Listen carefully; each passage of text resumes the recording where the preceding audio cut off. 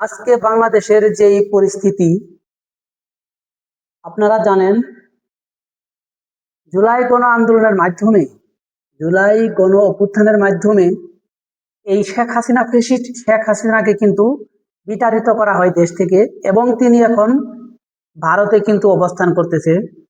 তো আজকে বাংলাদেশে যখন শেখ হাসিনা যাওয়ার পর আমাদের বাংলাদেশে নির্বাচন হয়, বিএনপি সরকার গঠিত হয় এবং তারেক রহমান সরকার প্রধান হয়। তো আজকে বিভিন্ন জায়গায় লক্ষ্য করা যাচ্ছে বিএনপির নেতাকর্মীরা বিভিন্ন জায়গা থেকে চাঁদা উঠানো হচ্ছে এবং বিভিন্ন অপকর্ম কাজে লিপ্ত হচ্ছে।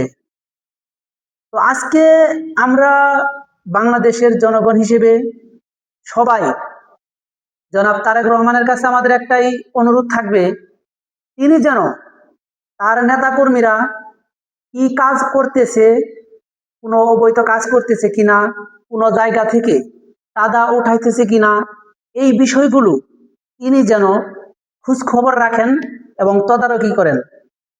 তো আজকে আমরা চাই না শেখ হাসিনার মতো তারেক রহমানের পুনরাবৃত্তি হোক।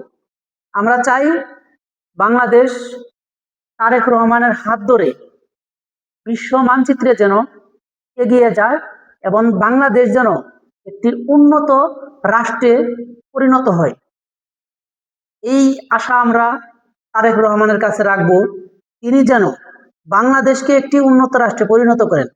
তো আসলে মূল আলোচনা হলো, আমরা বিভিন্ন জায়গায় দেখতে পারতেছি যে সামনে নির্বাচন, আপনারা ইতিমধ্যে জানেন, উপজেলা নির্বাচন, ইউনিয়ন নির্বাচন, পৌরসভা নির্বাচন এবং ওয়ার্ড কাউন্সিলর নির্বাচন। এই সামনে যেই নির্বাচনগুলো আসতেছে, এই নির্বাচনগুলা উপলক্ষে বিএনপির নেতাকর্মীদের যেই চাহিদা, তারা নির্বাচন করবে এবং দেশের প্রতিনিধিত্ব করবে। তো আমরা চাই বিএনপি হোক, যে কোনো দলের হোক না কেন, আমরা চাই আমাদের দেশের উন্নয়ন। তো আজকে আমরা দেখতে পারতেছি কিছু কিছু বিএনপি নেতাকর্মীরা তারা প্রভাব বিস্তার করতেছে এলাকার ভিতর।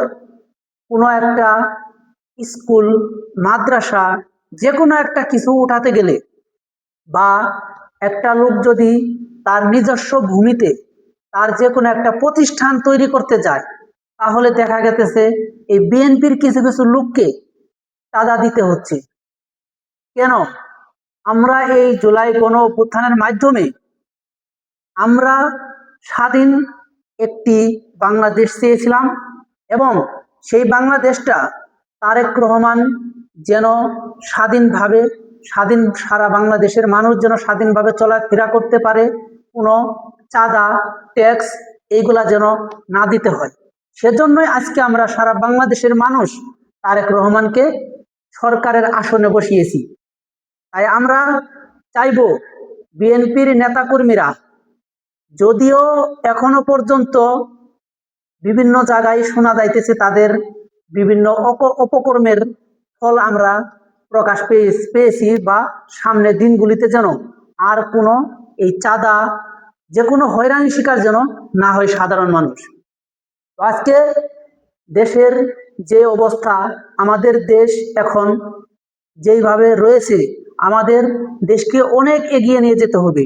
আমরা সবাই তারেক রহমানের পাশে আছি, এবং আমরা চাই বিএনপি যেন তারা বাংলাদেশকে একটি উন্নত রাষ্ট্রে পরিণত করতে পারে। এই তারেক রহমানের হাত ধরেই বাংলাদেশ একদিন বিশ্ব মানচিত্রে এগিয়ে যাবে। তাই আজকে আমরা সামনের দিনগুলি যেন বিএনপি বলেন, যে কোনো অন্য একটা দল বলেন, তারা যেন কোনোভাবে আমাদের দেশে বিশৃঙ্খলা সৃষ্টি করতে না পারে, এই দিক এই দিক থেকে কিন্তু জনাব তারেক রহমান, তিনি বাংলাদেশের প্রধানমন্ত্রী, তাকে এই সজাগ দৃষ্টি রাখতে হবে। আজকে আমরা বাংলাদেশ এই জুলাই আন্দোলনের মাধ্যমে একটা স্বাধীন রাষ্ট্র গঠন হয়, সেই স্বাধীন রাষ্ট্রে যেন কোনো বিশৃঙ্খলা না হয়। আজকে আমরা স্বাধীন সার্বভৌমত্ব পেয়েছি, আমরা স্বাধীনভাবে কথা বলতে চাই, আমরা আমাদের মনের ভাব প্রকাশ করতে চাই, আমাদের চাওয়া আমাদের পাওয়া আমরা সকল আর্জি আমরা আমাদের প্রধানমন্ত্রীর কাছে পৌঁছে দিতে চাই। তো আজকে আমরা সাধারণ মানুষ দুবেলা দুমুঠো ভালোভাবে খেয়ে পরে যেন বেঁচে থাকতে পারি, এটাই আমাদের আশা। তো আজকে আমার ভিডিওটি এ পর্যন্তই। যদি আপনাদের ভালো লেগে থাকে অবশ্যই আমার চ্যানেলটি সাবস্ক্রাইব করবেন, শেয়ার করবেন এবং পাশে থাকা বেল আইকনটি অল করে দিবেন, যাতে করে সকল সত্য নিউজ আপনার কাছে সবার আগে পৌঁছে যায়। সবাই সুস্থ থাকবেন, ভালো থাকবেন। আল্লাহ হাফেজ।